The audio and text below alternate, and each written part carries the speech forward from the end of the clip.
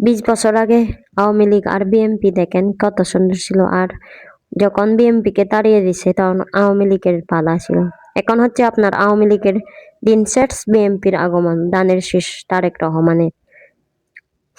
জানি না বাংলাদেশ কোন দিকে এগিয়ে যাবে, একজন প্রধানমন্ত্রী কিরকম হতে পারে আপনারা দেখবেন। মানে ধরেন আপনার বিএনপি যদি ভোট পায়, হ্যাঁ, উনি পরিচালনার জন্য কিরকম হবেন।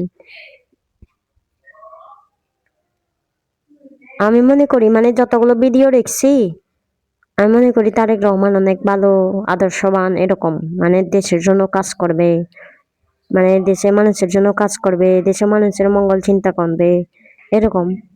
আপনারা কি মনে করেন জানি না, কিন্তু আমার এরকম মনে হয়, যতগুলো ভিডিও দেখছি খুব আদর্শবান একজন মানুষ, মানুষের কল্যাণের জন্য কাজ করার ক্ষমতা আছে আর কি।